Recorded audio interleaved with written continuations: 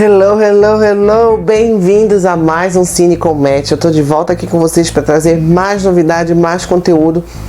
Dizer para vocês que esse é um vídeo que eu já queria ter feito há algum tempo, mas eu tava meio que numa fase de processamento sobre o que eu ia falar para vocês aqui, porque eu também não tinha muita certeza sobre os comentários que eu ia fazer a respeito dessa série.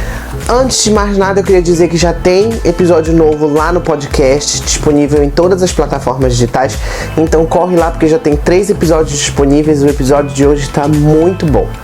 Então, vou dar início ao vídeo de hoje. Hoje eu tô aqui para falar com vocês sobre a série Dom, que é uma série original do Amazon Prime e que é, se não me falha a memória, a primeira produção brasileira da Amazon Prime Video. Essa série, caso vocês ainda não tenham ouvido falar, ela é uma série que ela tá gerando muitas conversas nas redes sociais por causa da sua história. A história ela é centrada em Pedro Dom, que, para quem não conhece, foi um assaltante que viveu no Rio de Janeiro e causou terror na cidade no final dos anos 90, no início dos anos 2000. Tinha 20 anos, ele era 20 e poucos anos, ele era bem novo. E ele ficou conhecido principalmente por ele ser louro de olhos claros, que se aproveitou disso e do racismo estrutural para poder entrar em prédios de luxo e assaltar apartamentos de luxo. E a ele e a trupe dele, que obviamente é escondida, e assim eles faziam os seus assaltos. O Pedro Dom, ele era conhecido por ser uma pessoa extremamente violenta. E ele desde criança já era viciado em drogas, então a série retrata justamente isso, da sua infância até a sua fase adulta, quando ele virou um dos reis do crime do Rio de Janeiro. Ele veio de uma família de classe média e ele era filho de um policial. Então, dado esse contexto para vocês, como eu falei, é uma história real, e toda história real, toda produção que é baseada em uma história real, ela gera de qualquer forma uma comoção maior quando ela vira um produto da mídia cinematográfica ou televisiva. Então, aqui a série dirigida pelo Breno Silveira, ela aborda um contexto que tem vários temas inseridos em uma única história. Nós temos uma história sobre crimes, vício em drogas, corrupção policial, violência, dentre outras coisas. Então, tem um mundo de coisas que podem ser abordadas e devem ser abordadas para que essa história seja contada da melhor forma. E quando ela é uma história real, principalmente quando a gente sabe que é uma história real que está sendo retratada, sempre fica aquela dúvida de que se o que está sendo mostrado de fato aconteceu ou é uma novelização maior, esse tipo de coisa. A série da Amazon, ela tem esse cuidado de no início dos episódios dizer que a história é baseada numa história real, mas que por motivos de cinematografia, por motivos de dramatização, eles trouxeram alguns elementos que não aconteceram, trocaram alguns diálogos para ficar uma coisa mais dinâmica. São 8 episódios com 1 hora de duração. E assim, o ponto que eu queria chegar para vocês, que foi de fato o ponto que me deixou mais balançado para fazer essa crítica para vocês, é que dentre esses 8 episódios, o Breno Silveira, ele tenta abordar da melhor maneira que ele pode os limites entre o certo e o errado.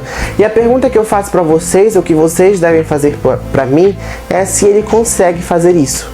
E eu não sei responder para vocês. Porque é um desafio contar a história dessa pessoa, é um desafio contar a história do Pedro Dom e chegar até o final dela sem qualquer deslize. É uma coisa muito difícil por ser uma história altamente conhecida, por ser uma história que teve muita relevância um dia.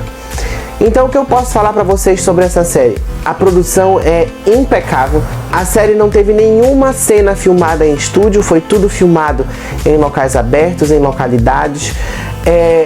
A produção técnica é uma maravilha à parte.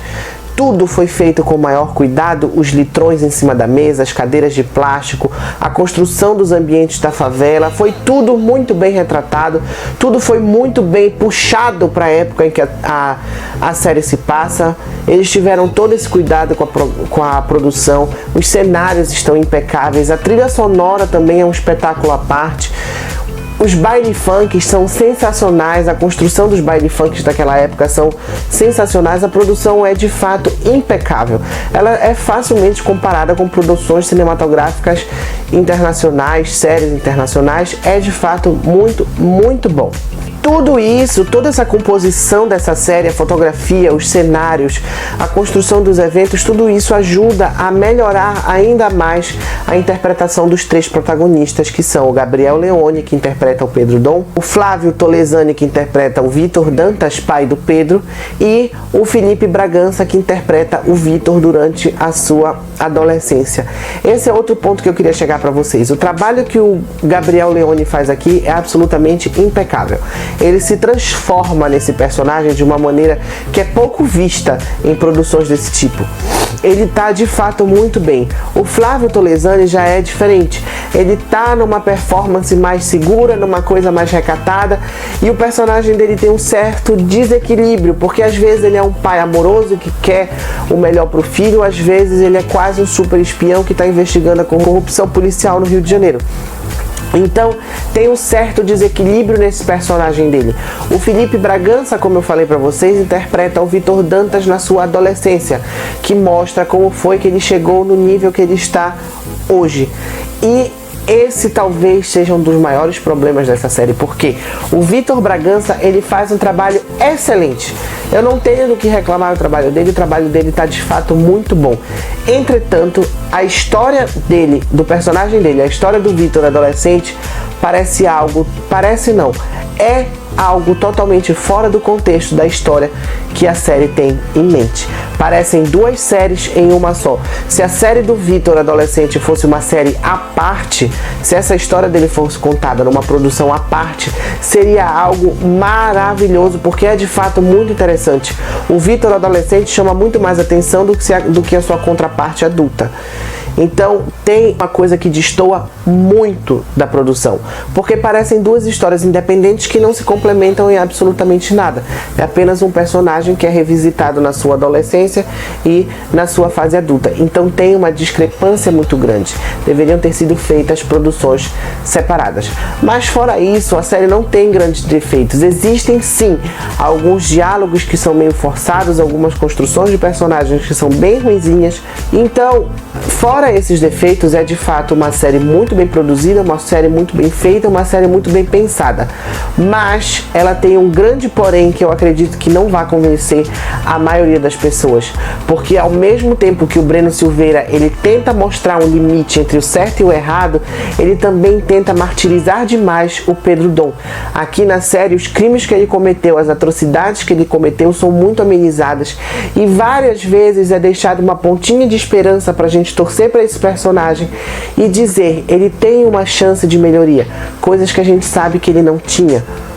Ele era uma pessoa de fato excessivamente problemática, que não tinha salvação e não teve salvação.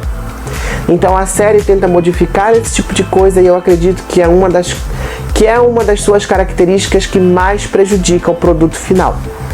O que é uma pena, porque é de fato um diferencial muito grande das produções brasileiras que a gente tem visto por aí atualmente. Eu fecho Dom com a nota 7,5 por todas essas coisas que eu falei pra vocês agora. É de fato uma série que vale a pena ser assistida, vale a pena ser apreciada. Ela tem os seus defeitos? Tem, mas isso não tira o mérito da produção, que é de fato muito, muito bom. A série foi renovada agora para uma segunda temporada. Eu não sei de fato o que eles vão explorar nessa segunda temporada, porque não foram revelados muitos detalhes, mas eu fico um pouco receoso sobre isso, porque como eu falei, é uma história verdadeira que teve um início, um meio e um fim. Então talvez não tenha mais nada para se explorar. Esse foi o vídeo de hoje, eu espero que vocês tenham gostado. Se vocês ainda não se inscreveram, se inscrevam no canal, liguem as notificações no sininho para vocês saberem quando tem vídeo novo, e deixem aquele like aqui também para aumentar a relevância desse vídeo, que isso é muito bom para mim. Não se esqueçam também de visitar o podcast disponível em todas as plataformas digitais para vocês ouvirem os episódios que já tem lá disponíveis. Fiquem com Deus e beijo, bebês!